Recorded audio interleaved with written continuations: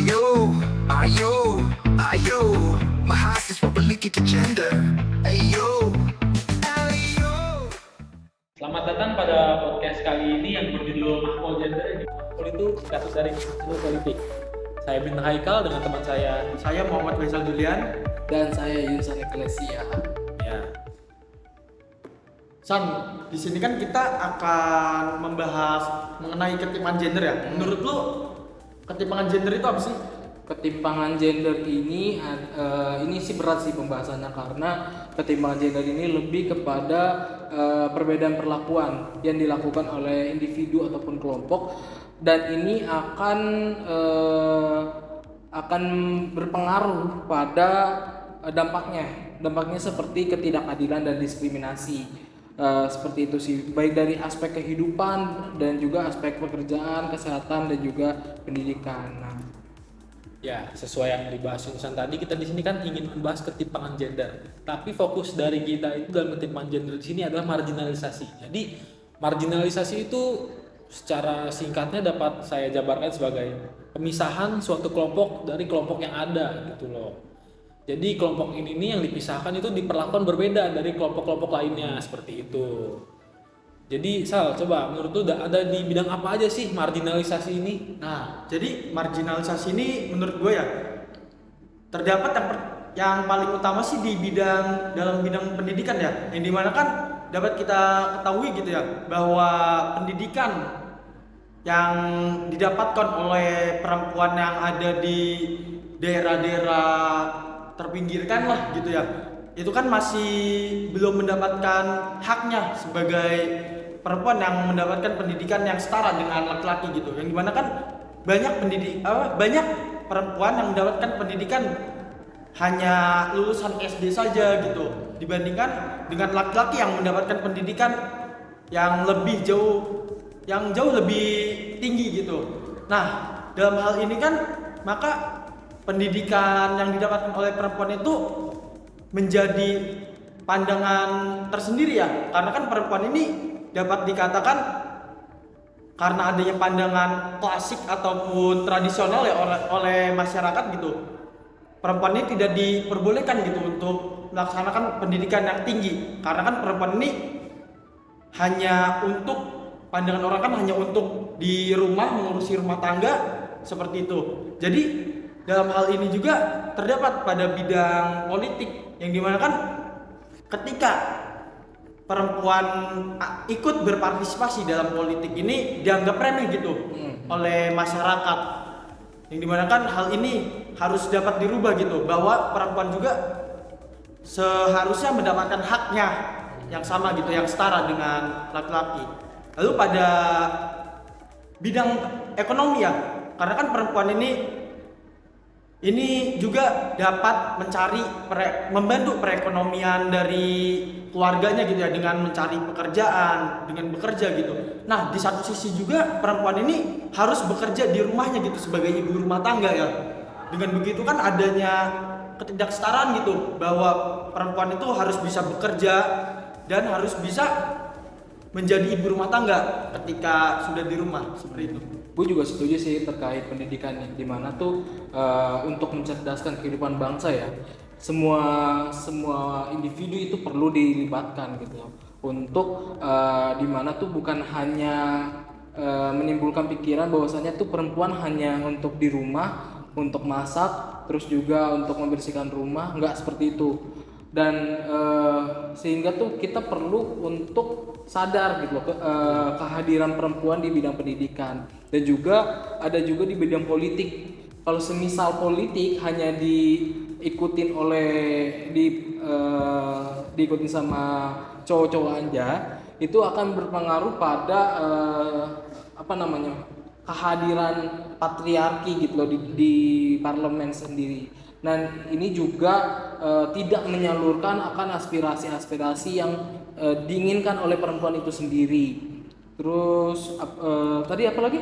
Bidang ekonomi. Betul. Jadi tuh kalau perempuan, sebenarnya tuh perempuan perlu ada satu fokus yang dilakukan. Kalau mau bekerja, kalau mau mengurusi rumah tangga ya rumah tangga sendiri gitu loh. Dan perlu juga untuk kita nih cowok-cowok sendiri, kalau semisal perempuan atau pacar kita itu bekerja, nah kita tuh bisa memegang kendali nanti kalau kita suami istri gitu kan. Nah si istri kita ini bekerja gitu, kita juga bisa menghandle bagian rumah seperti itu. Jadi ada kesetaraan dan juga keadilan dalam bidang ini sendiri gitu. Bener dulu ya. Jadi ini kita bahas apa nih selanjutnya habis dari sini? Selanjutnya ini oh iya juga terdapat data-data nih. Jadi ada beberapa data dari Databox tahun 2022 saya ambil, bahwasanya tuh ada beberapa bidang tadi disebutkan kan tadi bidang pendidikan, ekonomi, sama politik. Nah juga ada juga bidang kesehatan gitu loh. Nah bisa dilihat di sini dari yang dikelola oleh Reza Pahlavi ya, bahwasanya di bidang ekonomi. Jadi kan kalau kita lihat ya untuk mencapai kesetaraan penuh itu terdapat di 0 sampai 1. Ini satu ini adalah kesetaraannya gitu loh. Nah, kita bisa lihat di sini bidang ekonomi hampir sempurna gitu loh. Tapi di bidang pendidikan dan kesehatan juga udah 100% gitu. Nah, yang menjadi perhatiannya itu adalah di bidang politik, yang dimana tuh beberapa perempuan tidak dihadirkan di dalam perpolitikan di Indonesia. Terutama kan kalau kita lihat sendiri kan ada undang-undang afirmatif ya, kebijakan afirmatif untuk partai politik, setiap partai politik mencalonkan kader perempuannya untuk masuk ke dalam parlemen gitu. Kuotanya itu sekitar berapa deh? 30%. 30% tuh. Nah, kita sendiri di sini bakalan menghadirkan informan, yang dimana tuh informannya ini adalah merupakan caleg muda yang dia itu bisa dia kan masih mahasiswa tapi langsung menjadi caleg gitu, bisa dewan terpilih. Makanya kita mengundang seorang caleg muda yang bisa mengekspresikan ataupun membawakan aspirasi gender ini gitu loh ke dalam parlemen. Nah, kira-kira mungkin kita langsung undang aja kali ya. Undang saja ya. Langsung datangkan Ya, saja nih. Langsung datangkan saja. Nah, Langsung silakan untuk Mas Rifki. Ya. Sih. Halo Mas Rifki. Duduk. Ya, Mas. Sehat. Sehat. Sehat ya. Aman. Silakan duduk. Gini. Oke. Nah. Asik. Sudah kedatangan nih.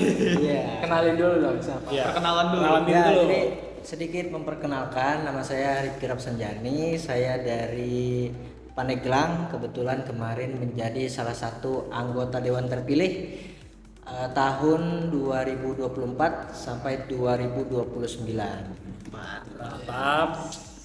Baru terpilih. Baru terpilih. Belum dilantik. Belum jelas. Termuda ya. Termuda. Termuda. Menurut data yang sudah kami sinkronkan, kemungkinan termuda se-Provinsi Banten. Terutama Pandeglang. Pertama Pandeglang pastinya. Kalau kita lihat ya, di sini kan ada data sekitar 0,17. Skalanya itu adalah 0,17 dari kesetaraan penuh gitu kan. Kalau kita lihat dari kehadiran Rifki ini, yang dimana tuh membuktikan bahwasanya di dalam parlemen juga hadir seorang pemuda, bukan hanya perempuan saja tetapi pemuda bisa membuktikan kehadirannya gitu loh. Jadi ini bisa membuktikan bahwasanya perempuan juga bisa hadir di dalam parlemen. Nah, Terkait ketimpangan gender gitu ya. Pandangan Mas Rifki itu terkait ketimpangan gender bagaimana, Mas? Menurut saya, kalau kita membahas seputar ketimpangan gender, tentunya di sini mengatasnamakan seorang laki-laki dan perempuan. khususnya di bidang politik ya. Karena di bidang politik itu memenuhi kuota sebanyak 30% untuk perempuan. Gitu. Dari situ sudah bisa kita nilai bahwasannya untuk perempuan pun dia memiliki hak yang sama untuk menjadi politikus di DPRD kabupaten, kota, provinsi maupun DPR RI. Nah, ini juga menjadi acuan kita agar adanya kesinambungan antara dua gender yaitu laki-laki dan perempuan supaya tidak ada bentuk diskriminasi di dalam menjalankan pemerintahan baik itu dari lembaga legislatif maupun lembaga eksekutif. Mantap. Nih, sebelum kita beranjak ke 30%-nya nih. Ya. Kalau dari kan ini kan Mas Rifki ini kan terpilih gitu kan. Betul. Nah, gimana sih selama perjalanan kampanyenya gitu loh? Kampanye untuk terpilih jadi dewa di DPRD. Kalau dilihat sendiri nih pada saat kampanye apakah ditemukan adanya ketimpangan gender dari pemilih dari Mas Rifki sendiri? Oke, jadi sedikit menjelaskan ya. Jadi kita coba throwback ke masa-masa kampanye kemarin. Jadi saya itu memang untuk akumulasi tim pemenangan itu ada di barisan kaum laki-laki tentunya. Karena bukan karena suatu alasan, tapi karena barisan laki-laki mungkin lebih bisa mengkoordinir gitu loh. Ini yang terjadi di masyarakat ya. Yang terjadi di masyarakat itu terkadang suami itu memerintahkan istrinya. Dalam kata lain, istri itu ngikut suami untuk di dunia politik gitu ya. Tapi kita tidak menutup akses untuk perempuan yang memiliki rasa simpatisan yang besar. Kita juga tidak menutup akses untuk perempuan. Kita bebas. Nah, terlebih kenapa perempuan itu menjadi salah satu tolak ukur kemenangan seorang anggota dewan? Karena ada kedekatan emosional untuk perempuan. Mungkin secara emosional lebih kita dapatkan di perempuan secara emosional. Mungkin, tapi secara rasional mungkin kita lebih ke laki-laki gitu. Jadi kita combine rasional dan emosional ini menjadi satu agar kita bisa menjadi satu barisan yang tujuannya ini mensejahterakan gitu dan juga menindak keadilan yang ada di masyarakat khususnya. Ya. Gitu. Mau nanya nih Mas Rifki, Boleh. selama melakukan pendekatan ke masyarakat gitu tuh ya, seperti yang dijelaskan tadi kan kalau di ketimpangan gender nih ada beberapa bidang yang perlu diperhatikan sama kita ya, ada politik, ada ekonomi sama pendidikan. Dari sepenglihatan Mas Rifki sendiri waktu mendekati masyarakat itu ditemukan gak sih adanya ketimpangan gender dalam 3 bentuk tersebut? Yang paling jelas mencolok itu ada di bidang politik tuh, karena kebanyakan ibu-ibu itu memang yang sudah tadi saya jelaskan, mereka ini terkadang mengikuti arahan suami, itu yang pertama. Nah, di situ muncullah mungkin beberapa kasus yang ada di masyarakat, khususnya misalkan di bidang politik itu dia lebih mempercayakan sepenuhnya kepada suaminya gitu ya, untuk bagaimana cara mereka mengakomodir ibu-ibu yang lain gitu loh. Nah, itu yang pertama. Nah, yang kedua yang saya lihat terkadang ibu-ibu itu terlihat solid. Kenapa terlihat solid? Karena mereka ini yang tadi saya jelaskan, makhluk yang nilai emosionalnya ini tinggi. Jadi mungkin dengan pendekatan curhat-curhat, saya nih punya kenalan nih ini. Nah, itu menjadi salah satu poin plus itu untuk menjadi salah satu bagian dari kita. Nah, tapi ini kita bicara hak seorang perempuan ya, dalam memilih. ya hak seorang perempuan dalam memilih itu memang tetap punya hak yang sama dibanding laki-laki. Jadi mungkin ada beberapa yang istrinya dia ke calon lain gitu ya, mungkin ada beberapa seperti itu, karena kita tidak tidak boleh memaksakan hak mereka, hak pilih mereka agar bisa mengikuti arahan dari suami, karena ini tersudutnya ini kepada hak masing-masing ya, hak warga masyarakat itu. Jadi tidak ada yang membatasi kecuali mungkin rasa emosional, entah itu terhalang oleh jalur darah keluarga atau jasa dari channel lain gitu sih. Tapi kalau dilihat ya, kalau dalam pemilihan kan ini politik adalah cara mempengaruhi gitu loh. Nah, kalau di bidang pendidikan itu sendiri, Mas Rifki, kan ada ketertinggalan pendidikan, terutama kan di kampung-kampung, di desa-desa banyak ditemukan bahwasanya ibu-ibu hanya masa pendidikannya tuh cuma sampai TK ataupun SD saja. Nah, ada nggak sih temuan seperti itu sehingga Mas Rifki ini memiliki peluang gitu loh untuk ternyata masalah yang ditemukan ini seperti ini gitu Ya. Dan juga ini harus dipikirkan bagaimana cara untuk menyelesaikannya gitu loh. Tentunya harapan masyarakat atas kedatangan kita yang sudah sukarela mencalonkan diri, pasti di benak mereka menaruh harapan bahwasannya setidaknya untuk anak-anak mereka bisa lebih hebat dari orang tuanya. Itu yang pertama, karena menurut saya pribadi, mungkin kalian juga setuju bahwasannya pendidikan itu penting bro. Jadi untuk kasus-kasus seperti itu mungkin belakangan tahun ke depan, tahun-tahun ke depan ini mungkin lebih banyak kemajuan ya, terutama di bidang digital. Sekarang ada masyarakat di perkampungan yang mereka itu jauh sekali aksesnya ke kota, bahkan ke kecamatan mereka itu aksesnya hampir 10 kilo, 15 kilo. Itu tapi mereka ada yang berhasil, seorang anak muda yang berhasil menjadi salah satu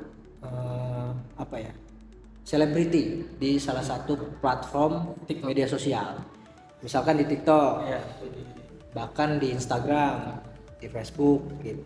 Jadi ini menjadi salah satu harapan kita tentunya bagi masyarakat agar bisa maju lebih berkembang gitu. Mungkin kasus-kasus yang keterbelakangan seperti ada seorang ibu yang mereka hanya lulusan dari SD, TK, SMP, itu terjadi pada ibu-ibu sekarang maupun yang sudah lansia. Jadi mungkin dulu akses digital segala macam mungkin belum semudah sekarang ya. Dengan demikian kita membawa harapan bahwasannya untuk generasi kita, generasi milenial dan seterusnya nanti itu menjadi tolak ukur keberhasilan kita di masyarakat itu. Jadi saya harap kaum muda nih, kebetulan saya kan mewakili milenial di DPRD khususnya di Kabupaten Pandeglang. Nah ini besar harapan saya untuk memberi kontribusi khususnya di bidang masyarakat milenial, memberi kontribusi ke masyarakat, entah itu misalkan ada agenda acara-acara di kemasyarakatan seperti 17 Agustusan, terutama itu yang untuk mencakup semua aspirasi dari perempuan itu sendiri. Ya betul, karena terkadang masyarakat itu bingung ketika mereka ini ingin menyampaikan aspirasi, Betul. khususnya di para pemuda ya, pemuda kita. Jadi terkadang pemuda kita ini sekarang mungkin sedikit lebih canggung kalau misalkan kita punya anggota dewan yang sudah berumur, itu mungkin sedikit lebih apa ya, tidak leluasa lah ngobrolnya. Mungkin Canggung gitu. mungkin kalau misalkan saya sudah dilantik, sudah menjadi secara resmi sudah menjadi anggota DPRD Kabupaten Pandeglang, ketika ada aspirasi dari rekan-rekan mahasiswa, itu bisa menjadi salah satu cara yang lebih mudah, karena kita bicara apa ya, bicara sesama pemuda ini pasti masuk lah, Lebih nyambung lah ya. lebih nyambung, itu yang pertama gitu. Ya, kalau tadi itu kan dari bidang pendidikan ya. Kalau menurut Mas Rifki itu dalam bidang ekonomi ada nggak sih yang Mas Rifki temukan gitu dalam pendekatan ke masyarakat ketimpangan gender di bidang ekonomi ini? Kalau di bidang ekonomi yang tergambar oleh saya ini mungkin salah satu usaha mereka menghidupi keluarga ya. Usaha mereka menghidupi keluarga memang untuk di daerah perkampungan lebih mayoritas ibu-ibu mungkin bekerja sebagai petani gitu ya. Ada yang menjadi petani, ada yang menjadi ART gitu. Bahkan ada yang merantau gitu ya. Jadi seakan-akan pekerjaan seorang laki-laki ini lebih berat karena dia itu bidang pekerjaannya lebih luas. Ada yang mungkin jadi supir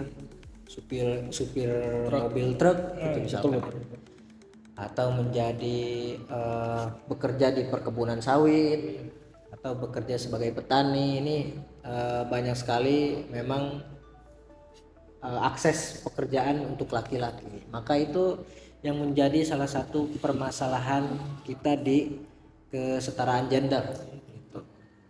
Mungkin akses terkait pekerjaan itu kan lebih, laki-laki itu lebih memiliki banyak akses ya, Mas ya, kan lebih leluasa ya. Betul. Mungkin itu juga karena disebabkan pada bidang pendidikannya gitu ya, Mas ya. Ya betul, karena kan yang tadi sudah disebutkan bahwasannya bidang pendidikan ini sangat penting gitu. Ini mempengaruhi kita sampai kita menjadi masyarakat gitu.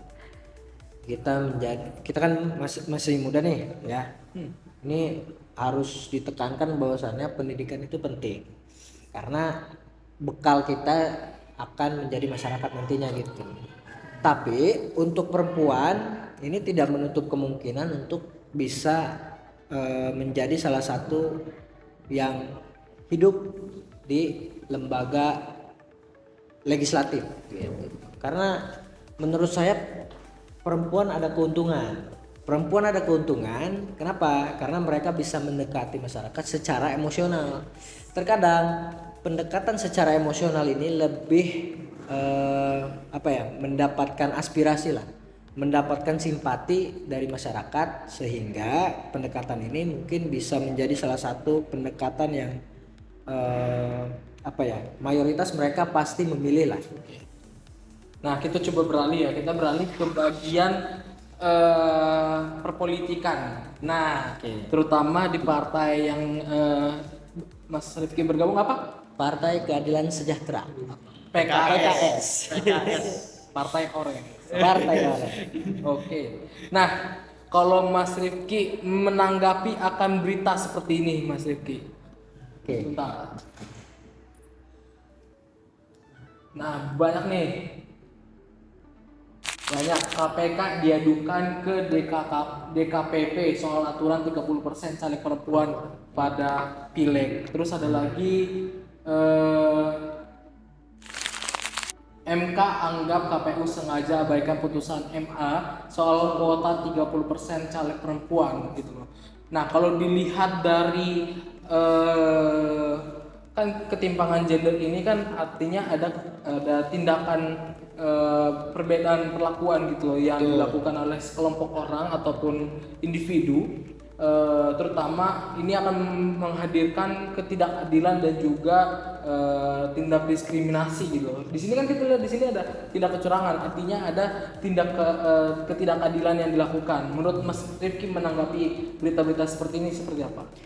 Menurut saya terkait kuota 30% perempuan di lembaga legislatif ini menjadi peran yang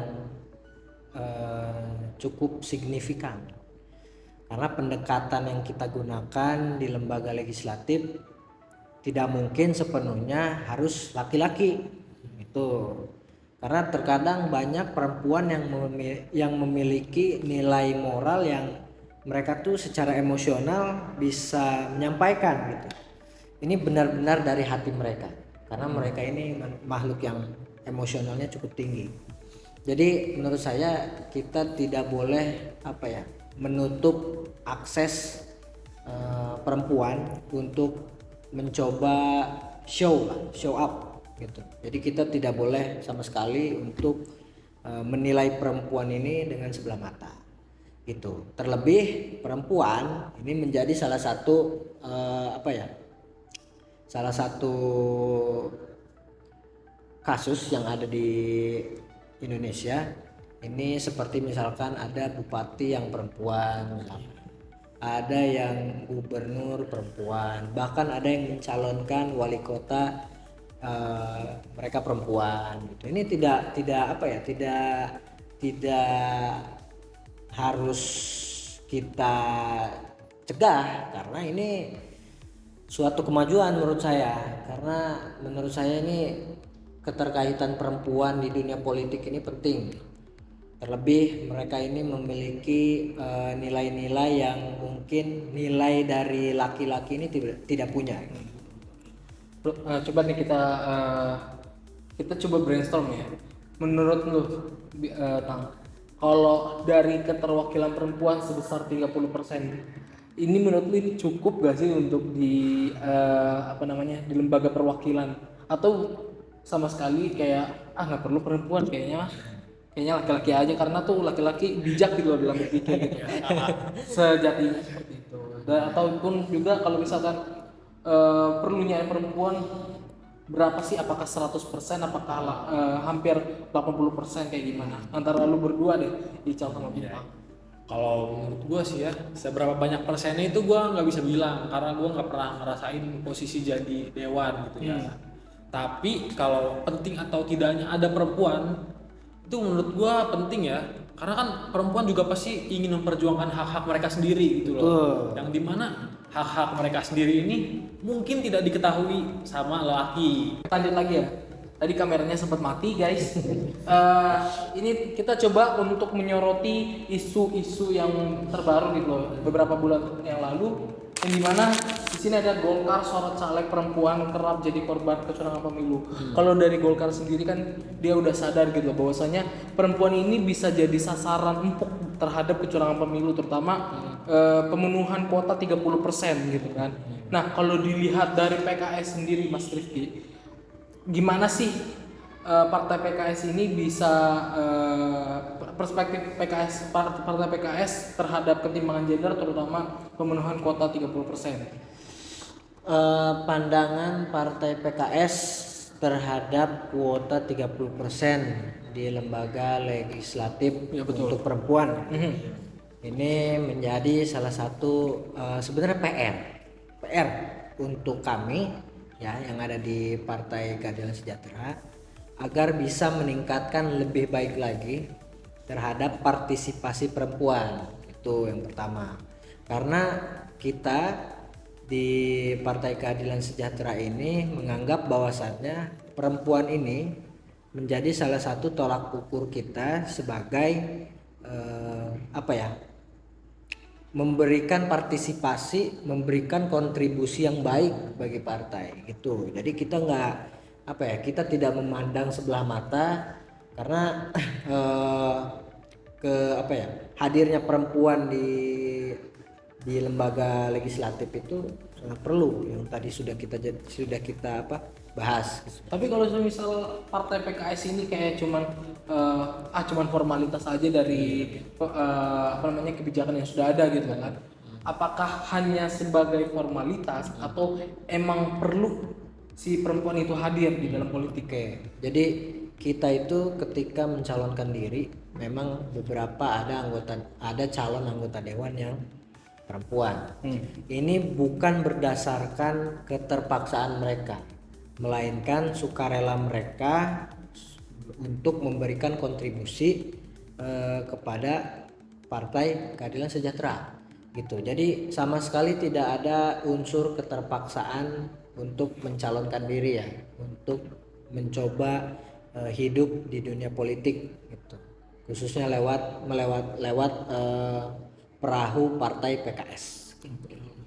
Ini Mas, sepengetahuan Mas Rifki ya, dari Partai Keadilan Sejahtera ini ada nggak sih Mas anggota DPRD yang memperjuangkan hak-hak dari perempuan gitu? Oke, terkait memperjuangkan hak-hak perempuan, kita ada Ibu Nurul Wasiah.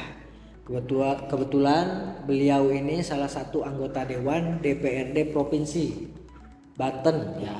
Nah, ini menjadi suatu acuan bagi perempuan, bahwasannya perempuan pun bisa gitu. Nggak tidak harus laki-laki gitu. Ini sebagai contoh, sebagai bentuk kita terhadap apresiasi kita di Partai Keadilan Sejahtera terhadap perempuan gitu. Misalnya di Ibu Nurul ini, beliau menjadi salah satu anggota dewan yang terpilih di Provinsi Banten periode 2019-2024. Nah ini beliau ini memperjuangkan hak-hak perempuan ini dengan mudah. Kenapa dengan mudah? Karena ketika seorang perempuan bicara dengan seorang perempuan gitu ya, mungkin ada koneksi. Mereka merasakan bagaimana rasanya menjadi ibu rumah tangga. Mereka merasakan bagaimana hidup dengan moto sumur, kasur, dapur. Gitu. Jadi mereka bisa saling tukar pikiran, bisa saling memberikan saran gitu ya. Ini jadi mereka ini lebih bisa masuk ke beliau ini lebih bisa masuk ke khususnya ke perempuan. Jadi nggak ada gapnya gitu kan? Ya? Betul. Mungkin ketika seorang laki-laki membawakan ingin menyerap aspirasi masyarakat khususnya dari perempuan, mungkin ada beberapa hal yang tidak bisa dibicarakan oleh perempuan karena nggak relate gitu loh. Karena nggak relate, karena anggota dewan yang laki-laki misalkan ya, mereka tidak merasakan bagaimana menjalani kehidupan sebagai seorang ibu. Tuh. Gitu. Kalau dari Mas Rifki sendiri nih, tertarik nggak sih Mas buat mengadakan program untuk mensejahterakan perempuan gitu seperti Ibu Nurul tadi? Saya tertarik karena antusias ibu-ibu khususnya di masyarakat ya. Ini menjadi salah satu hal yang menyenangkan lah gitu. Ketika kita bisa merangkul semua golongan. Golongan tokoh masyarakat, alim ulama, juga ibu-ibu, bapak-bapak khususnya, dan juga kaum milenial. Ini mereka menjadi salah satu mereka ini golongan yang bisa kita gunakan untuk mencoba menyerap pokok pikiran anggota dewan terhadap perempuan gitu. Mungkin itu aja kali ya. Sudah cukup nih. Jadi kan kalau kita lihat bahwasannya tuh perlu adanya kehadiran perempuan di dalam bidang-bidang tertentu, terutama di politik yang dimana kepentingan perempuan ini sangat penting supaya akan sebutan ketimpangan gender ini sudah mulai kurang dan juga adanya kesetaraan di setiap bidang seperti itu sih. Terima kasih Mas Rifki atas kesempatannya. Dan juga mungkin dari kelompok kami sekian dari podcast yang kami bawakan, yaitu terkait apa coba? Podcastnya adalah podcast Mahpol Gender. Mahpol Gender. Mahasiswa politik gender. Oke, mungkin itu saja dari kami. Kurang lebihnya mohon maaf. Wassalamualaikum warahmatullahi wabarakatuh. Terima kasih semuanya. Gender.